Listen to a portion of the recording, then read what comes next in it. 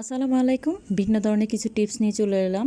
অনেক সময় পেঁয়াজ কাটলে পেঁয়াজ চোখ জ্বালা পোড়া করে, তো এই জন্য পেঁয়াজটাকে ভিজিয়ে যদি আমরা কেটে নিই তাহলে কিন্তু এই ক্ষেত্রে চোখটা আর জ্বলে না। আর পেঁয়াজের যে খোসাটা আছে সেটা কিন্তু আমরা গাছে দিতে পারি। আর বালিশ, অনেক সময় বালিশের ছোট বালিশ বলেন বালিশগুলো কিন্তু ফিতাগুলা হারিয়ে যায়, সেক্ষেত্রে আমরা কিন্তু একটা এরকম রাবার ব্যান্ড দিয়ে এটাকে আমরা বেঁধে নিতে পারি। এতে করে বালিশটাও মানে ফিতার মতো একটা ফিতার বিপরীতের কাজটা হয়ে গেল, কোনো হ্যাসেল থাকলো না। অনেক সময় ছুরি ধার কমে যায়, এক্ষেত্রে আমরা একটা মগের মধ্যে এইভাবে মগের তলাটার মধ্যে এইভাবে যদি ধার করে নিই তাহলে কিন্তু ছুরিটা ধার হয়ে যাবে। তারপরে এরকম স্টিলের প্লেট কিন্তু সবার ঘরে থাকে। তো স্টিলের প্লেট কিন্তু অনেক সময় আমরা কিন্তু সালাদ কাটার ক্ষেত্রে কিন্তু চপিং বোর্ডের বিপরীত চপিং বোর্ড না থাকলে এই স্টিলের প্লেট দিয়েই কিন্তু এটার উপর রেখে কিন্তু আমরা চপিং বোর্ডের কাজটা কিন্তু চালাতে পারি। দেখতে পাচ্ছেন ছুরিটাও ধার হয়েছে, সাথে চপিং বোর্ডের যে কাজটা সেটা অনেক সময় চপিং বোর্ড সবার ঘরে অ্যাভেলেবেল থাকে না, সেক্ষেত্রে এটাই বেস্ট।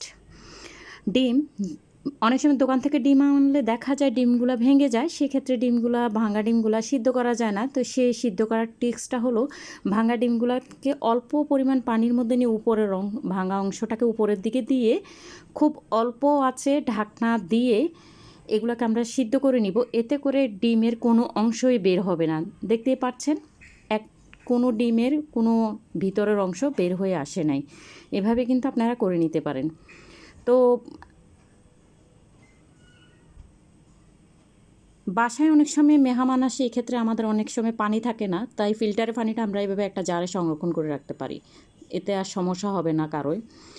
আর মশারি অনেক সময় ধুলে, ওয়াশিং মেশিন যাদের আছে, মশারি ধুতে গেলে দেখা যায় পরিষ্কার হয় না, সেক্ষেত্রে একটা জালিতে এভাবে বেঁধে জালির মধ্যে ঢুকিয়ে বেঁধে দিয়ে যদি ওয়াশিং মেশিনে দিয়ে দিই তাহলে কিন্তু আপনার ওয়াশিং মেশিনের মশারিটা পরিষ্কার হয়ে যাবে। এটা আপনারা এই টিপসটা ফলো করতে পারেন, দেখে আপনারা উপকৃত হতে পারেন, ট্রাই করতে পারেন বাসায়। তো